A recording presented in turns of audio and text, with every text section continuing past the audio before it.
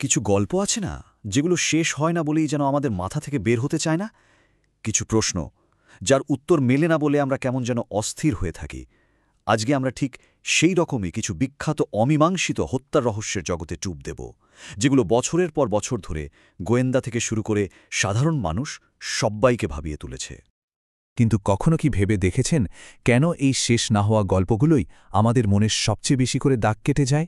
এর পেছনে একটা মনস্তাত্ত্বিক কারণ আছে, যাকে বলা হয় জাইগার্নিক এফেক্ট। মানে আমাদের মস্তিষ্ক কোনো অসম্পূর্ণ কাজকে সম্পূর্ণ কাজের চেয়ে বেশি মনে রাখে। কিন্তু রহস্যটা কি শুধু এটুকুই? চলুন এই ব্যাপারটা একটু গভীরে গিয়ে দেখি। আজকের এই বিশ্লেষণে আমরা মোট 5টা ধাপে এগোব। প্রথমে দেখব এই অসমাপ্ত গল্পগুলো কিভাবে জন্মায়। তারপর জানব একটা কেস ঠিক কি কারণে অমীমাংসিত থেকে যায়। এরপরে কিছু কমন রহস্যের প্যাটার্ন নিয়ে কথা বলবো। আর দেখব আজকের প্রযুক্তি কিভাবে পুরানো রহস্যের জট খুলতে সাহায্য করছে। আর সবশেষে বোঝার চেষ্টা করব কেন আমরা এই রহস্যগুলো থেকে চোখ সরাতে পারি না। তাহলে চলুন শুরু করা যাক আমাদের প্রথম পর্ব দিয়ে, অসমাপ্ত গল্প। মানে কিভাবে এই অমীমাংসিত মামলাগুলো ধীরে ধীরে আধুনিক যুগের লোককথায় পরিণত হয়। দেখুন, এগুলো কিন্তু শুধুই কিছু ধুলোমাখা কেস ফাইল নয়। সময়ের সাথে সাথে এগুলো হয়ে ওঠে আমাদের মুখে মুখে ফেরা ভূতের গল্প, বা মুলানা ঘুম পাড়ানোর সময় বলা সাবধানতার গল্প, আর আমাদের সবার জন্য এক বিশাল ধাঁধা। যেহেতু কোনো অফিসিয়াল সমাধান নেই, তাই মানুষের কল্পনাশক্তি সেই ফাঁকা জায়গাটা ভরাট করতে শুরু করে। আর ঠিক এভাবেই জন্ম নেয় মডার্ন ফোকলর বা কিংবদন্তি। এবার চলুন দ্বিতীয় পর্বে যাই। এখানে আমরা একটা অমীমাংসিত মামলার ব্যবচ্ছেদ করব। মানে একটা রহস্য কখন আর কেনই বা কোল্ড কেস বা অচল মামলা হয়ে যায় সেটা বুঝব। তো এই আনসলভড কেস বা অমীমাংসিত মামলা জিনিসটা ঠিক কি? সহজ কথায় এটা এমন একটা তদন্ত যা এক জায়গায় এসে পুরোপুরি আটকে গেছে। মানে সব রকম সূত্র খুঁটিয়ে দেখার পরেও পুলিশ কাউকে গ্রেফতার করতে পারেনি, কারোর শাস্তিও হয়নি। আর অপরাধের আসল প্রশ্নগুলো, কে করল, কেন করল, কিভাবে করল, এই সবগুলোর উত্তরই অজানা থেকে গেছে। আচ্ছা, একটা তদন্ত হঠাৎ করে দেওয়ালে ধাক্কা খায় কেন? এর পেছনে অনেক কারণ থাকতে পারে। যেমন ধরুন, ঘটনাস্থলে কোনো ভৌত প্রমাণই পাওয়া গেল না, বা এমন কোনো সাক্ষী নেই যার কথার উপর ভরসা করা যায়। অনেক সময় ক্রাইম সিনটাই নষ্ট হয়ে যায়। আবার কখনো অপরাধের কোনো স্পষ্ট উদ্দেশ্যই খুঁজে পাওয়া যায় না। আর সবচেয়ে বড় সমস্যা হয় যখন প্রধান সন্দেহভাজনের কাছে একটা নিশ্ছিদ্র অ্যালিবাই বা অজুহাত থাকে। এই কারণগুলোর যে কোনো একটাই কিন্তু একটা কেসকে বছরের পর বছর ধরে ঠান্ডা ঘরে পাঠিয়ে দেওয়ার জন্য যথেষ্ট। এবার আসি তৃতীয় পর্বে, রহস্যের আর্কিটাইপ। আর্কিটাইপ শব্দটা শুনে হয়তো একটু ভারী লাগছে, কিন্তু ব্যাপারটা খুব সহজ। এর মানে হলো এমন কিছু কমন প্যাটার্ন বা ধরন যা বিভিন্ন গল্পে বারবার ফিরে আসে। আর অবাক করা ব্যাপার হলো বিশ্বের বড় বড় অমীমাংসিত মামলাগুলোর মধ্যেও এমন কিছু পরিচিত ধরন দেখা যায়। প্রথম আর্কেটাইপটা হল দ্য ভ্যানিশিং, মানে উধাও হয়ে যাওয়া।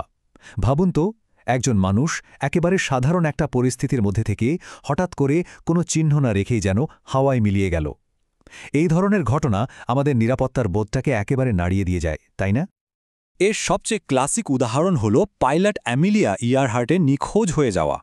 ১৯৩৭ সালের ২রা জুলাই হাউল্যান্ড দ্বীপের কাছাকাছি তার সাথে শেষবারের মতো রেডিওতে যোগাযোগ করা সম্ভব হয়। তারপর আর কিচ্ছু না। ব্যাপক খোঁজাখুঁজির পরেও তার কোনো চিহ্ন মেলেনি। আর আজও তাকে নিয়ে কত যে থিওরি, কত যে আলোচনা, তার কোনো শেষ নেই। এই ধরনের কেসগুলো নিয়ে একজন আধুনিক তদন্তকারীর একটা কাল্পনিক কথা আমার খুব মনে ধরে। তিনি বলেছিলেন, এই রহস্যটাই যেন একটা স্মৃতিস্তম্ভ হয়ে ওঠে। আমরা কি খুঁজে পেয়েছি সেটা বড় কথা নয়, বড় কথা হলো আমরা এখনও কি খুঁজে চলেছি। আমাদের দ্বিতীয় আর্কিটাইপটাও আরও ভয়ঙ্কর, দ্য ফ্যান্টম কিলার বা ছায়ামানব খুনি। এক্ষেত্রে একজন সিরিয়াল কিলার একটা গোটা এলাকাকে ভয়ে কাঁপিয়ে রাখে, কিন্তু তাকে কখনোই ধরা যায় না। ধীরে ধীরে সে যেন ওই এলাকার একটা জীবন্ত ভয়ের প্রতীকে পরিণত হয়। আর এর নামটা কে না জানে? Jack the Ripper. ১৮৮৮ সাল, লন্ডনের হোয়াইট চ্যাপেল এলাকা। একের পর এক নৃশংস হত্যাকাণ্ডে সে গোটা শহরকে সন্ত্রস্ত করে তুলেছিল। কিন্তু তার আসল পরিচয় আজও একটা বিরাট রহস্য। সেই সময় মানুষের ভয় আর অসহায়ত্বটা তখনকার একটা সংবাদপত্রের একটা লাইন থেকে খুব ভালোভাবে বোঝা যায়। সেখানে লেখা হয়েছিল, আমরা প্রথম দিনে এই দানবের পরিচয় জানা থেকে যতটা দূরে ছিলাম, আজও ঠিক ততটাই দূরে আছি। ভাবুন একবার। কিন্তু সব গল্পই কি অতীতে আটকে থাকে? না, একদমই না। আর এখানেই আসে টেকনোলজির ম্যাজিক। চলুন আমাদের চতুর্থ পর্বে যাই, নতুন আলোয় কোল্ড কেস। দেখব প্রযুক্তি কিভাবে পুরানো গল্পগুলোকে নতুন করে লিখছে। এই স্লাইডটা দেখুন, কি দারুণ একটা তুলনা। ২০ শতকে তদন্তের ভরসা ছিল ব্লাড টাইপিং বা আঙ্গুলের ছাপ, আর ২১ শতকে আমাদের হাতে আছে ডিএনএ প্রোফাইলিং আর জেনেটিক জিনিয়ালজির মতো অবিশ্বাস্য শক্তিশালী সব টুল। মানে তদন্তের পদ্ধতিতে একটা বিপ্লব ঘটে গেছে। এই জেনেটিক জিনিওলজি জিনিসটা কিভাবে কাজ করে জানেন? খুব ইন্টারেস্টিং। প্রথমে ক্রাইম সিন থেকে পাওয়া অনেক পুরনো ডিএনএ নতুন করে পরীক্ষা করা হয়।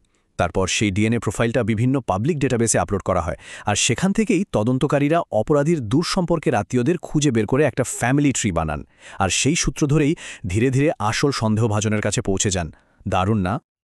আমরা একদম শেষ পর্বে চলে এসেছি। এতক্ষণ তো আমরা জানলাম কেসগুলো নিয়ে, কিন্তু আসল প্রশ্নটা হলো আমরা মানে সাধারণ মানুষ কেন এই রহস্যগুলো থেকে চোখ ফেরাতে পারি না? এর পিছনের মনস্তত্ত্বটা কি? দেখুন, এর পেছনে অনেকগুলো কারণ একসাথে কাজ করে। সবচেয়ে বড় কারণটা কি? প্রায় 40% হল ন্যায় আর শৃঙ্খলা ফিরিয়ে আনার একটা স্বাভাবিক ইচ্ছে। এরপর আসে অজানার প্রতি আমাদের ভয়, ধাঁধা মেলানোর একটা সহজাত প্রবৃত্তি, আর অবশ্যই ভিকটিমদের জন্য আমাদের সহানুভূতি। এই সব কিছু মিলিয়ে একটা অদ্ভুত আকর্ষণ তৈরি হয়। সত্যি বলতে এই অমীমাংসিত রহস্যগুলো অনেকটা আয়নার মতো। এগুলো একদিকে যেমন আমাদের জ্ঞানের সীমাবদ্ধতাটা দেখিয়ে দেয়, তেমনি অন্যদিকে এমন একটা পৃথিবীর জন্য আমাদের আকাঙ্ক্ষা প্রকাশ করে যেখানে সব কিছুর একটা ঠিকঠাক ব্যাখ্যা থাকবে, সব কিছু বোধগম্য হবে। সবশেষে একটা প্রশ্ন রেখে যাই। এই যে আমরা একটা যুগে বাস করছি যেখানে সব দিকে ডেটা, সব দিকে ক্যামেরা আর নজরদারি, এই যুগে ভবিষ্যতের সবচেয়ে বড় অমীমাংসিত রহস্যটা দেখতে কেমন হবে বলে মনে হয়? ভেবে দেখবেন।